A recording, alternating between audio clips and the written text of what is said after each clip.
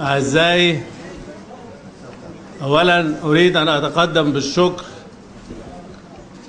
للي أعدوا هذا المؤتمر. تحية خاصة للأخ يحيى دار، أخ عمر،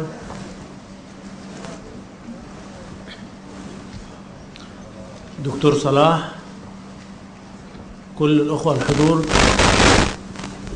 والحقيقة المناسبة النهاردة مناسبة، يعني أنا قبل ما أجي بقالي يومين بحاول أجيب ورقة وقلم وأكتب كلمة أقولها.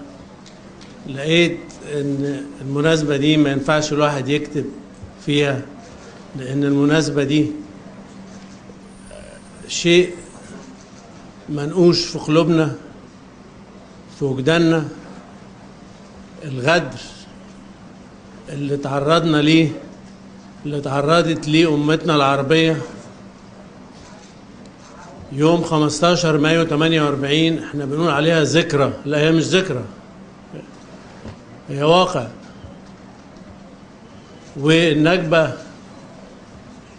يا لو ذكرى كان يبقى شيء خلاص في الماضي. للأسف هي لسه في حاضرنا. 48 اللي حصل في 48 لازم نفتكر ان المؤامرة بدأت بتقسيم الأمة العربية. المؤامرة بدأت بعد اجتماع بازل المشؤوم به وإقامة الحرب العالمية الأولى بتقسيم الأمة العربية في سايكس بيكو، اللي قسمت الدول العربية من أمة عربية واحدة بتمتد إلى المحيط للخليج إلى دول وممالك وإمارات وشيوخ وحكام ومطامع ومؤامرات. وفي هذا الجو الكئيب ظهر وعد بلفور، وفي هذا الجو الكئيب بدأ اغتصاب الوطن بالهجرة الصهيونية لفلسطين. اللي جايين النهارده يقولوا احنا لنا حق فلسطين، دول ما لهمش علاقة بالمنطقة خالص. دي ناس جاية من أوروبا وناس جاية عمرهم ما كان لهم أي مكان في هذه المنطقة. دول جايين يغتصبوا أرض، يغتصبوا وطن، ويستخدموا أبشع الأساليب وأبشع الوسائل. اللي بيتكلموا النهارده على الإرهاب هم اللي درسوا علم الإرهاب. اللي بيتكلموا النهارده عن ان العرب فيهم وحشيه وفيهم همجيه، هم معنى الوحشيه، هم معنى الهمجيه. اخواني، يوم 48 15 مايو 48 مش هو النكبه، هو اعلان عن النكبه. ولحسن الحظ في وقتها ناس جم وقرروا ان هم مش هيقعدوا ساكتين، وراحوا حاربوا وضحوا بدمائهم. جيشنا في مصر، جيوش العربية كلها في مصر وفي سوريا وفي العراق وفي الشام، في كل المنطقة راحوا يضحوا بحياتهم، وراحوا يضحوا بدمائهم. ليه؟ لأن هم يعلموا إن هم بيدافعوا عن مصر. المصري اللي راح يحارب فلسطين هو كان بيدافع عن مصر. السوري اللي راح يحارب فلسطين هو كان بيدافع عن سوريا. العراقي اللي كان راح يدافع عن فلسطين في حرب 48 كان بيدافع عن العراق. ففلسطين مش قضية فلسطينية. أنا بالنسبة لي فلسطين قضية مصرية، وبالنسبة للسوري فلسطين قضية سورية، وبالنسبة للعراقي فلسطين قضية عراقية. فلسطين قضية عربية. ولما حدثت النكبة في 48 واتهزمت الجيوش العربية، هؤلاء الضباط لقوا ان العدو موجود هنا في مصر، في تحالف الاستعمار مع الإقطاع مع الرأسمالية. ده التحالف اللي هزمنا في 48 في مصر، هزم جيشنا وده التحالف اللي كان موجود زيه تحالف كان موجود في الأردن، واللي كان موجود في سوريا، واللي كان موجود في العراق. أطماع الناس اللي باعوا القضية وباعوا جيوشنا وباعوا أبنائنا. الحمد لله في مصر في هذا الوقت قامت ثورة اتجهزت، يعني يمكن كان من قبليها الثورة دي اتجهزت واتحطت في قلوب جنودنا وضباطنا الأحرار جوه الفلوجة وجوه أرض فلسطين في حرب 48.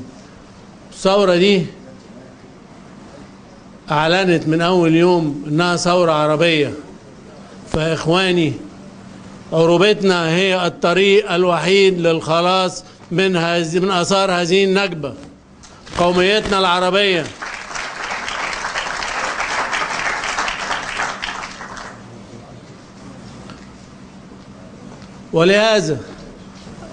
ولهذا نرى كيف كانت إسرائيل حينما استقر الوضع في مصر ابتدينا نفكر في التنمية، ابتدينا نفكر نبني في مشروع السد العالي.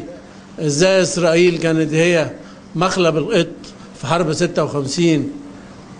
ليه؟ لأن إسرائيل ترى إن أكبر تهديد لأمنها القومي هو التنمية في مصر أو التنمية في أي دولة عربية. فأي حد واهم إنه ممكن بيصنع سلام مع إسرائيل وبيقعد مع إسرائيل، ده بيكفي شرها عنه، هو واهم.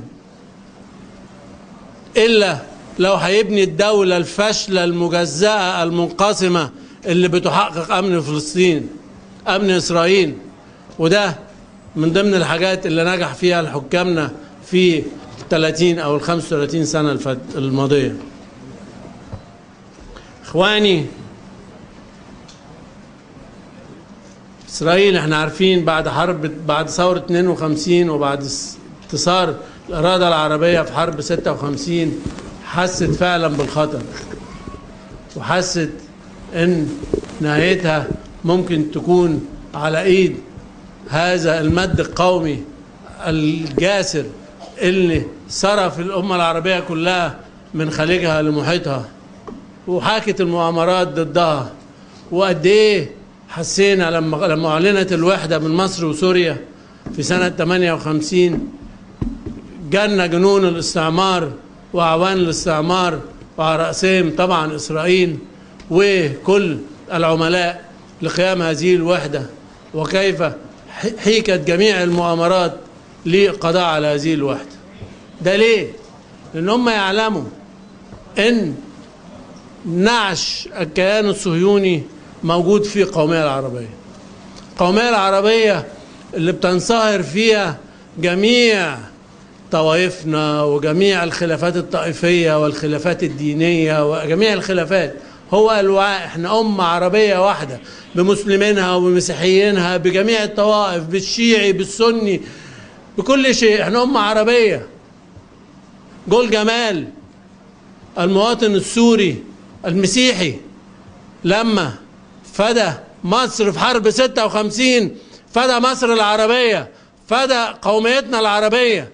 دي القومية العربية اللي هم خايفين منها، دي القومية العربية اللي هم بيحاربوها إلى آخر لحظة.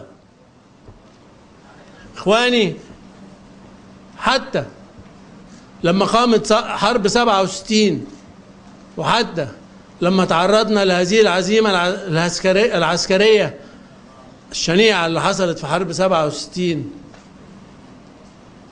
انتهت هذه الهزيمة يوم ما أعلن الشعب العربي أنه لن يتنازل عن شبر واحد من قضيته الفلسطينية.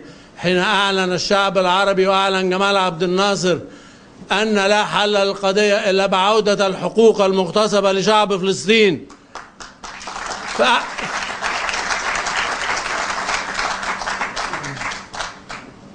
وبعد ذلك قمنا وقعدنا بناء قواتنا المسلحة، دخلنا في حرب استنزاف، واجتمع العرب مرة أخرى على الآيات الثلاثة: لا صلح ولا اعتراف ولا تفاوض ولا تنازل عن الحقوق المغتصبة لشعب فلسطين.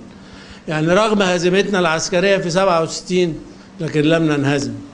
ولغاية دلوقتي، لغاية حتى بعد 67 وبعد الهزيمة، كنتش أقدر أسمي اللي حصل في 48 نجمة كنت أقدر أسميه محاولة اغتصاب.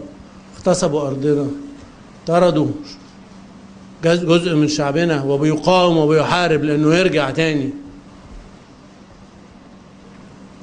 ليه؟ لأن كانت إرادة النصر موجودة، إرادة العودة موجودة. كان قوميتنا العربية اللي عبر عنها جمال عبد الناصر كانت بتعبر عن إرادة هذا الشعب وبقاء هذا الشعب، إلى أن انتصر. جاءت حرب 73 وانتصر جيشنا هذا الانتصار الباهر في حرب 73، وأثبت فعلا أن هذا الجيش الإسرائيلي اللي كان بيسمي نفسه لا يقهر أنه بيقهر بمنتهى السهولة. هذا الجندي الصهيوني اللي كان فاكر نفسه أنه هو جندي جبار، وجد أن الجندي المصري بيقشهم كده بالعشرات وبالمئات في حرب 73. لا، صيحة الله أكبر في حرب 73 أكبر من أي سلاح صهيوني ومن أي سلاح ذري الصهاينة كانوا فاكرين ان هم بيمتلكوه في هذا الوقت. عارفين النكبة حصلت امتى؟ النكبة حصلت يوم ما اعترفنا بوجود هذا الكيان. النكبة حصلت يوم ما قعد ناس اعتبروا نفسهم رموز لهذا الوطن وقعدوا مع هذا الكيان وابتدوا يتكلموا ويقسموا الارض. ما بيقسموا مع ايه؟ بيقسموا ارضنا مع ارضنا.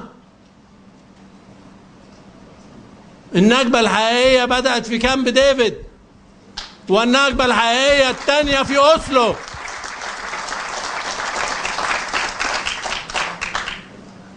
طب انت جيل خلاص اديت رسالتك، سيب جيلك اللي بعده يكمل الرسالة. احنا شعوب اعمارها بالاف السنين، ما تفرقش معانا 100 سنة ولا 200 سنة ولا هنا نقعد نكمل. انما ليه نبيع الارض؟ ليه نبيع التراب؟ ليه نبيع دماء الشهداء؟ ليه فعلا نخلي اللي حصل في 15 مايو 48 نكبة بجد؟ ده اللي حصل، وده اللي لازم نرفضه، ولازم الشعوب العربية كلها ترفضه. والشعوب العربية مش هتقدر ترفضه إلا بحاجة واحدة، لازم ترجع تاني لقوميتها العربية. القومية العربية اللي حاربوها في الوحدة بيننا وسوريا، لكن في الأخص حاربوها بعد وفاة جمال عبد الناصر، وابتدت الإقليمية، ابتدت الشرذمة، ابتدى كل إقليم ياخدوه لوحده. حتى لما قامت ثورات الربيع العربي كان القومية العربية كانت أول حاجة جمعتها، لأن أول لما حصلت في تونس جت على مصر، ومن مصر طلعت على اليمن، ومن اليمن سوريا، كل مكان. في الآخر فين ثورات الربيع العربي؟ ما ارتاحوش إلا لما خدها طيار صفته الأساسية أنه عدو رئيسي للفكر القومي العربي.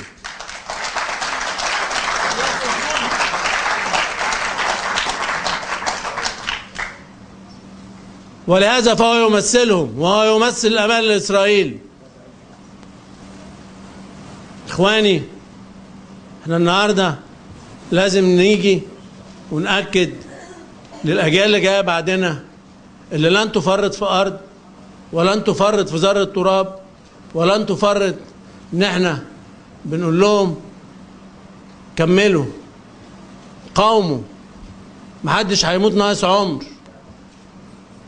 واللي يموت صغير بشرف أحسن 100 مرة من اللي يموت كهل ويترمي في زبالة التاريخ.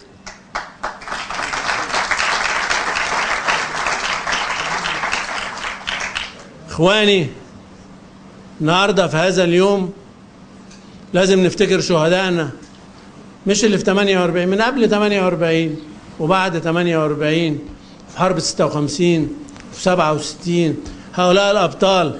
وقبل كل دول لازم نقف بكل إجلال واحترام للمرأة الفلسطينية أم الشهداء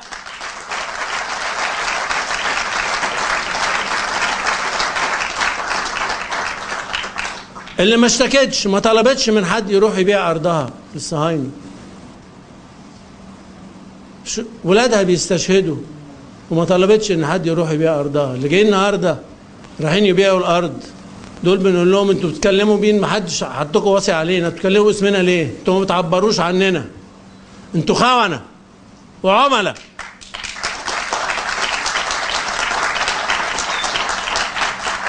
اخواني، فلسطين هترجع، ما رجعتش لينا هترجع لاولادنا، ما رجعتش لاولادنا هترجع لاحفادنا.